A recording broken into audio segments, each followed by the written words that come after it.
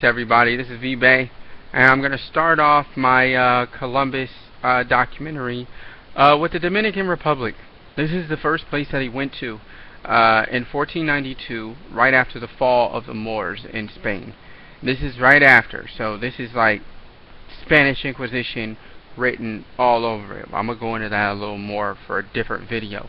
This is going to be specifically on the Dominican Republic and their origins and everything like that. So this is what we'll do. First, the Dominican Republic was visited by Columbus on his first voyage, December 5th, 1492. Okay? When they got there, they set up an encomienda system, which is a dependency relation system. So, basically, the strong people would protect the weaker people in exchange for services. So when we talk about the strong people, you already know who we're talking about. Pretty much the Spanish crown. This is Queen Isabella and King Ferdinand. They sent a specific Spaniard to go and look over a specific number of natives.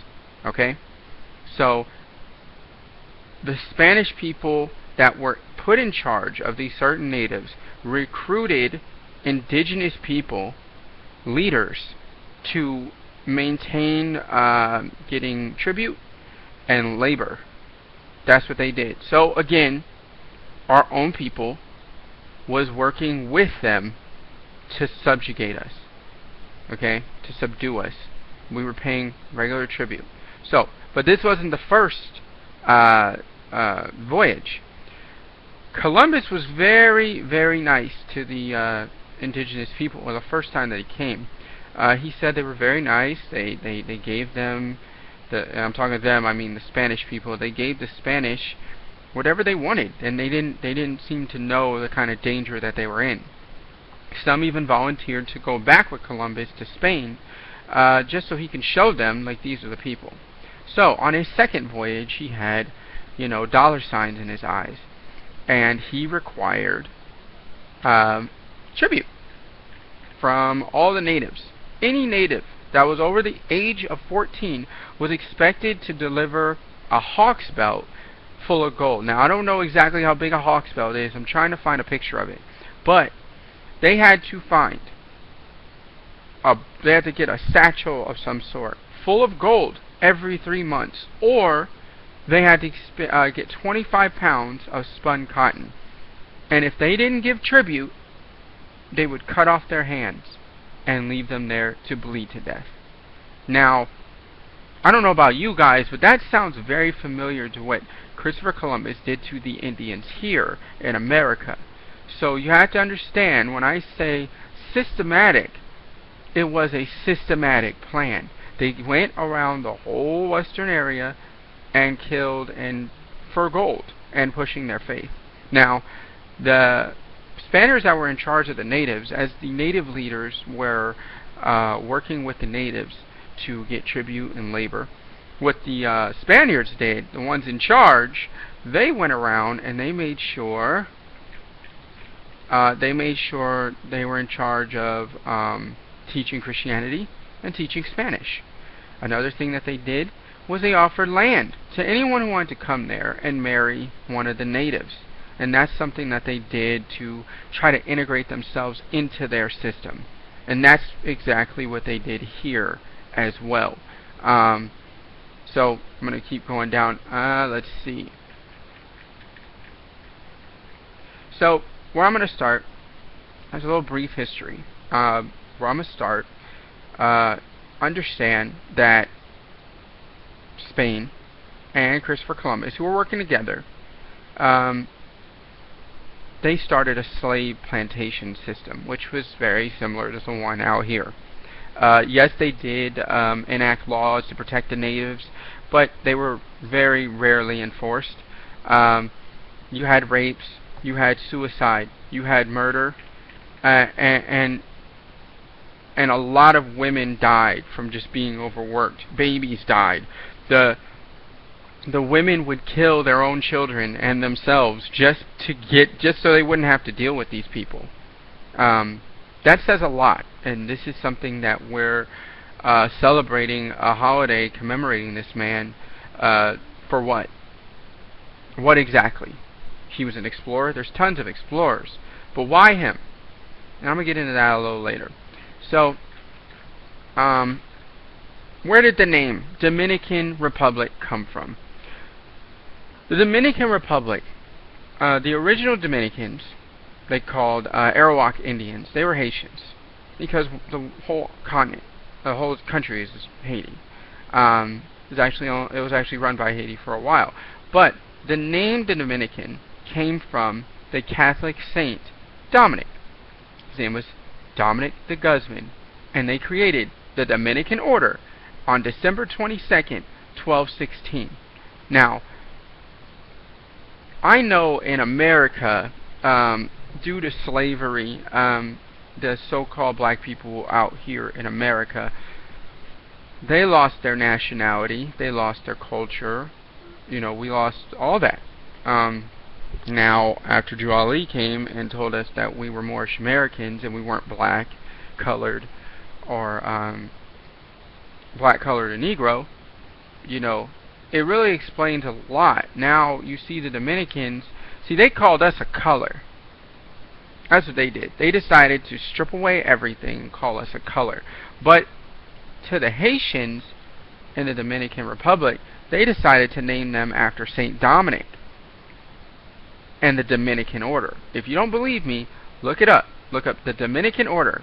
It was established December 22nd, 1216, and it's ran by the Master of the Order of Preachers, which is their main chapter is in Rome. Okay, this is the systemic. Excuse me. This is the procedure. This is what they do. They always get you with religion, because religion is emotional. Religion is very emotional. I mean, I wouldn't say that I'm emotional about my religion, but some people are. And once they got you, because we're spiritual people, that's an easy way to get us.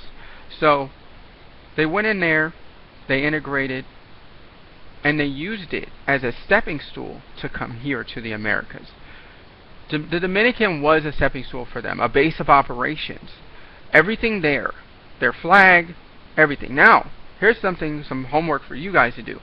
And once I get my video editing equipment, hopefully I've done it by the time I've done this video, I'm going to show you guys the seal for the Dominican Order, named after Saint Dominic. And then I'm going to show you the Dominican Republic flag. Now, I'm going to tell you this. Christianity started in Europe. Okay? Started in Europe. So, why would Haitians or Arawak Indians have a flag with a Bible and a cross on it? That's because it's now a part of the Roman Empire. The Pope runs it. This is, and I'm going a little further in. I'll explain it to you. I'll explain it. Trust me. Just hang in there with me. We need to go through the origins. I need to show you what they did. That's what I need to show you. I need to show you what they did. So, I'm going to show you and if you can, if I haven't done it, go online, look up the Dominican Order seal, and then look up the Dominican Republic flag. Okay? So, this is what I'm talking about a cultural genocide. A cultural genocide. They renamed these people after a person, because what Rome likes to do is they like to glorify their people. They glorify them. So they named them after Saint Dominic, the Dominican Order. Google it if you don't believe me. So this is tribute to Saint Dominic de Guzman. This is tribute to him. So understand that. Go Google it. Do your own research. I'm just leaving the jewels out there. Whoever wants to pick them up can pick them up. Okay? So this is a brief overview of what happened in the Dominican Republic. They said, it's impossible. A lot of scholars don't really know how much the population was hurt, But due to all the murder and the overworking and the suicide, not to mention the smallpox that the Europeans brought over, it killed almost half of the population at the time. So, I mean, I would say that that's not a reason to give a person a holiday. That this is not something we should be celebrating. I don't know. It's just me, but that's how I feel. Because you know what? Dominicans are Asiatics, as we read in our Circle 7 Quran, what Drew Ali brought for us. And I'm going to read this passage for you guys, because this is something that we need to know. This is something. Let me go to that chapter. Page 35. Okay, here we go. Let me read this. The Holy Covenant of the Asiatic Nation. No. Sorry, that's not it. Oops. Wrong one. Wrong chapter. 1 second. I should have already had this prepared. But, I got time. If you want, you can fast forward the video. I'm not going to edit it out. I want you guys to know that this is what I'm doing. Okay, the divine origin of Asiatic nations. We're going to go over this. And this is something that you guys can expect from me, because I am a Moorish American. I'm not black. I'm not Negro. I am not colored. I'm nothing else. I am Moorish American. That is my nationality, and that's how nations work. Nations work based on nationality. Okay? I don't care what anybody tells you. If they're not telling you your nationality, they're lying to you. Period. And that's no ifs, ands, or buts about it. And this is something that you guys are going to get introduced to. Anybody that watches my videos, I'm going over with this because the Prophet, Noble Drew Ali, brought all this information for us, and he's telling us who Asiatics are. He tells you exactly who the Asiatics are. Here's the Asiatics right here.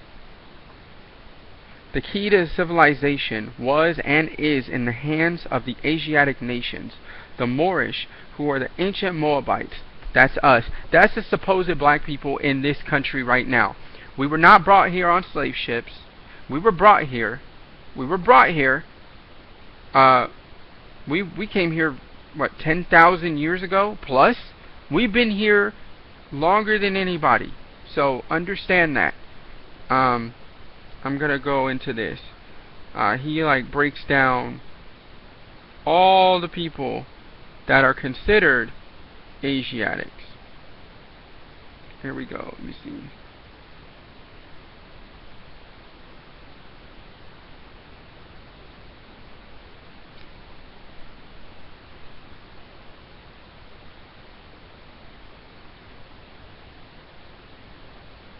Alright, here we go. The Moorish, who were the ancient Moabites and the founders of the holy city of Mecca. The Egyptians, who were the Hammatites and the direct descendants of Mizraim. The Arabians, the seed of Hagar, Japanese and Chinese. The Hindus of India, the descendants of the ancient Canaanites, Hittites, and Moabites from the land of Canaan. The Asiatic nations and countries in North, South, and Central America.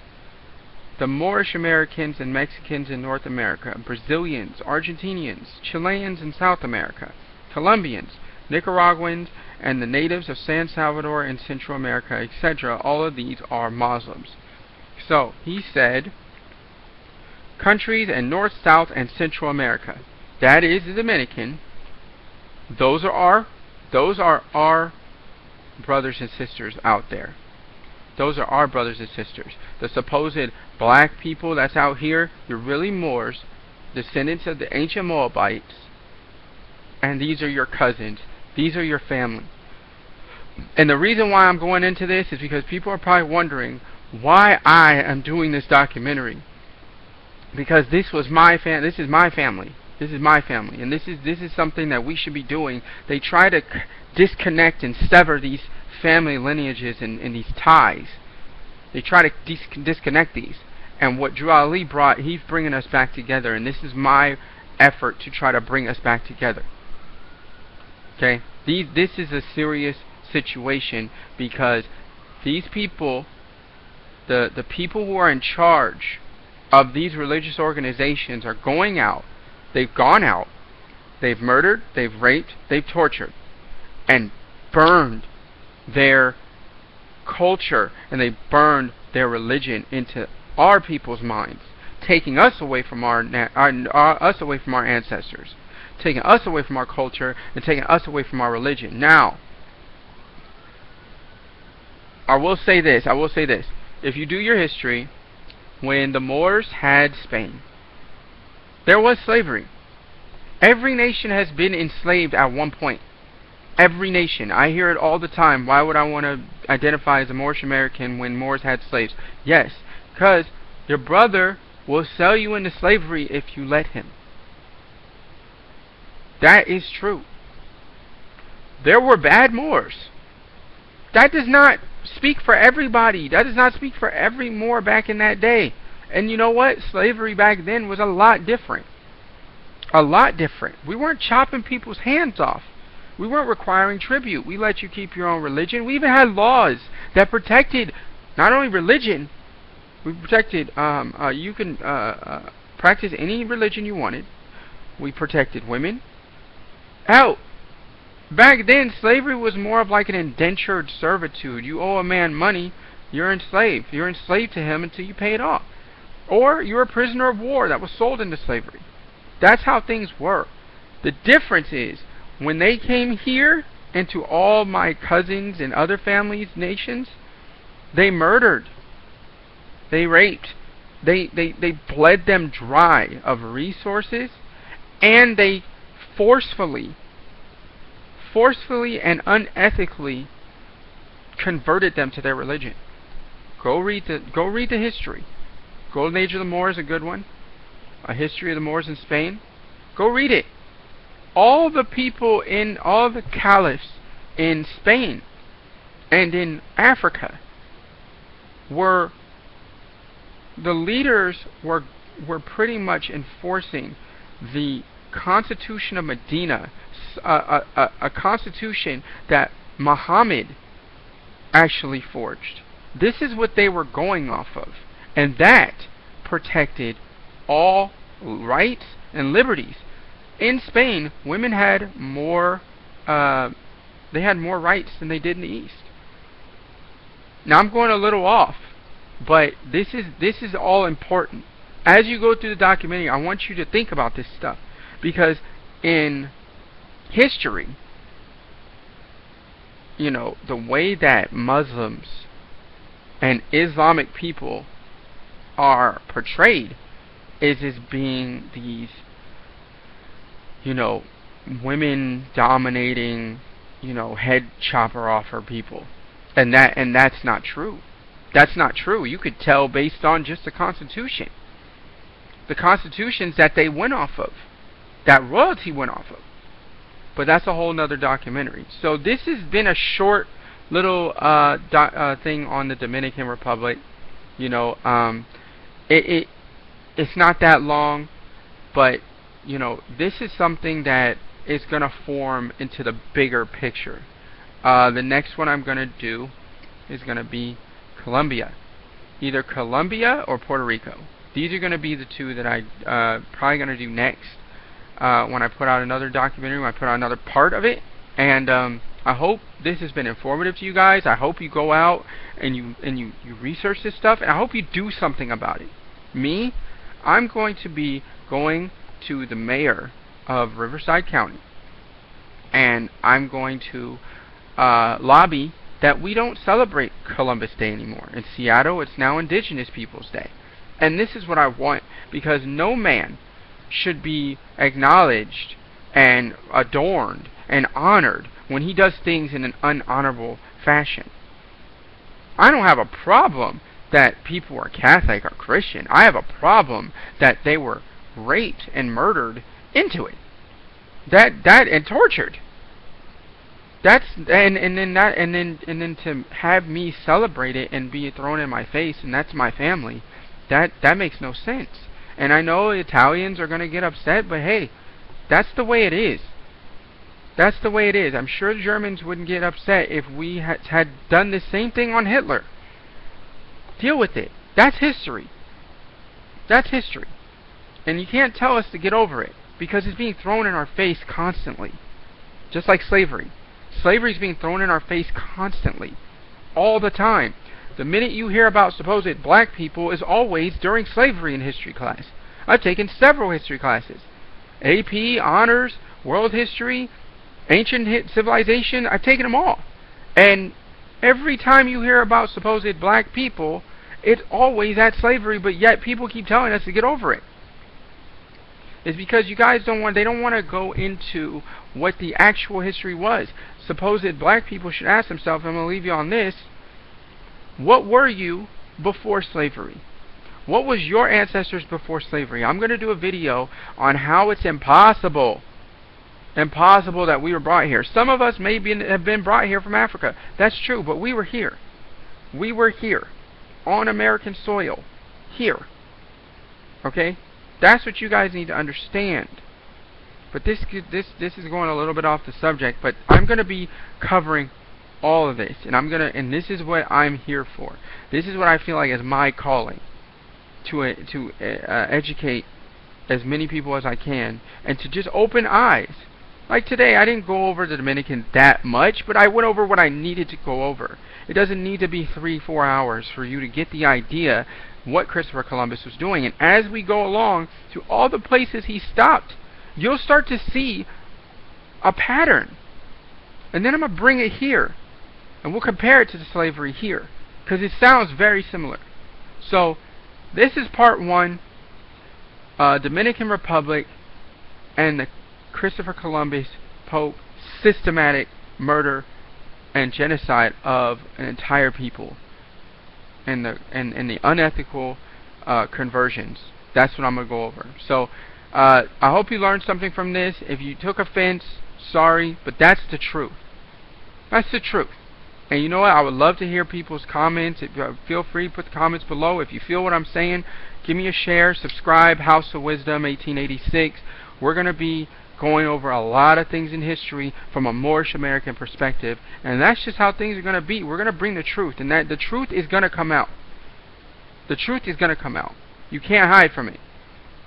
Truth is unchanging. So, and we're gonna put some more science into it as well. So we're gonna be going over this as well. So I hope you guys enjoyed the video. I'm gonna be coming out with some more. So stay tuned, subscribe, share, comment. Let me know what you thought of it. Give me a thumbs up, thumbs down, whatever. It doesn't matter. I just want to get everybody thinking. All right, peace.